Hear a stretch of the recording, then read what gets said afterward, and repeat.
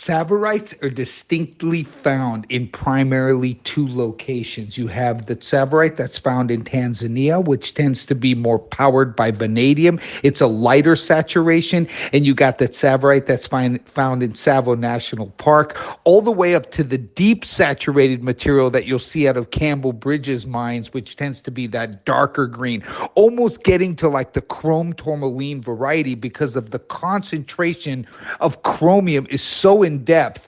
But every once in a while, and this is sporadic, I've only ever seen 10 stones like this where the perfect storm happens. You get the exact concentration of vanadium and chromium within the crystal structure. This is extremely rare and not common at all. If you look at it on the GIA grading scale or color saturation and tonal grading scale in the GIA, you'll see that basically they grade from 1 to 7 on depth of saturation when it comes to tsavorite. 7 being the more darker tones, 1 being the more light green saturations that you'll see coming out of Tanzania. This would be a perfect 5.5 in the middle or 5.6, right? Perfect saturation of just another, just that electric neon vanadium color, as well as that deep saturated green coming together to make the perfect stone.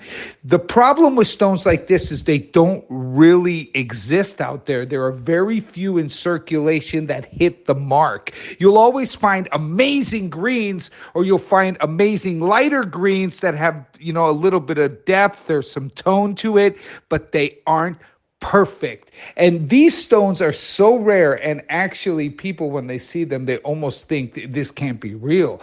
How can this be made? But it does happen. It's the hand of Mother Nature. It occurs very, very rarely. They are uncommon. This particular stone, not coming out of the Scorpion Mine or the Komolo or Marilani Hills, but somewhere about 150 kilometers away from the Scorpion Mine, Campbell Bridges Mine, in Tsavo National Park. Very random, sporadic purchase. And to have a 3-carat that is flawless is impossible to ever replace. These stones are super rare. And look, I have had less than 10 stones of this color, but this is one of the cleanest I have ever seen in my life. That's the difference.